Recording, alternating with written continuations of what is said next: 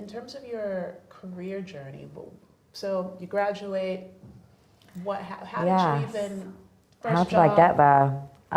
My first degree was actually in sort of the biomedical sciences. So it's sort of if you want to go into medicine, you do the life sciences and go that way. But I just was not going to be a doctor. I did a master's degree in computer science. Okay. How did you decide on computer science?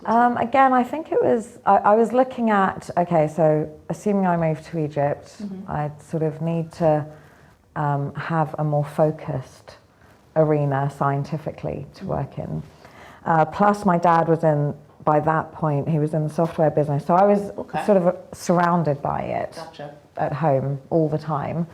So I sort of fell into it and got my first job in a tiny software company, which was really great because it gave me a lot of good sort of basic foundation work. It was a mixture of a bit of people management for the first time, project management, a bit of technical coding work. So it was a bit, because it was a tiny company. Anyway, we ended up back in England, close to my family, which was nice. And I joined a company, another small company, I think I was person 100, at Scion Software, which 2 months later became Symbian. And that's how I entered the mobile world. And that was the first the next 11, 12, 13 years of my work was in mobile. So Symbian was then acquired by Nokia, and it was that phase that really taught me the fundamentals and actually working practices around software development, clients, how to sell. I did a couple of years in consulting and sales. So it sort of rounded off the arena. By the time we were acquired, it was about 1,500 people in 11 years. So still relatively small. That would be tiny these days. And Nokia suddenly are in 100,000 plus people, huge corporate machine. And that was much tougher. It was very good grounding for what I believe is happening in the industry now, where a lot of companies are going through huge transformation. Definitely. So that sort of background and the mobile industry when it wasn't. You got a call. Yeah. And explain this to me. So you got a call to jump to a new role in enterprise data when you were doing mobile technology. Yeah. How did you make that jump? And because a lot of people wouldn't be brave enough to make a jump. Well, it's a great question.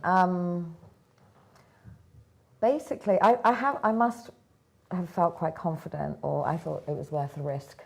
So I sort of always think it's worth a risk.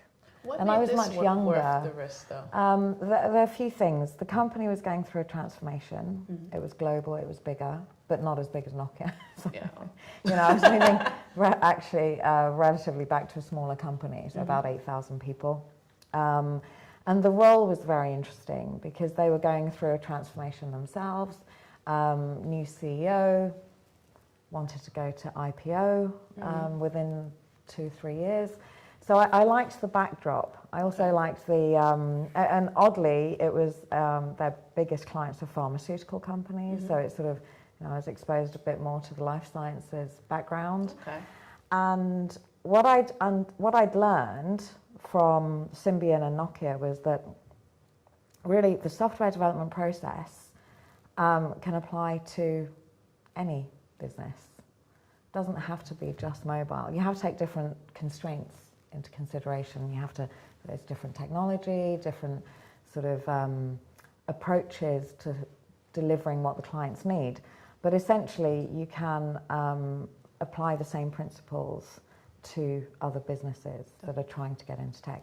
But personally, what I learned were my transferable skills that I hadn't maybe realized at that time are around delivery, so program management, solving client problems, so a lot of how you interact with clients, how you actually understand what they need. It's often not what they say they want, but it's actually what they need. Managing complex you know, international teams, outsourcing work to other partners, and troubleshooting. So I got known to be a troubleshooter. Which isn't a bad thing, yeah. Yeah, you can get pigeonholed. I react badly to getting pigeonholed, and maybe that's why I need to try new things. But I think what's so great is that you recognize that you do have transferable skills. So many people don't recognize that it's not so much of a risk, because as we're going through our careers, as we're going through our journeys, we learn so many different skill sets that we probably didn't even realize that we had, that is going to be of value to another organization, even if it's a completely different industry, a different type of role. Yeah.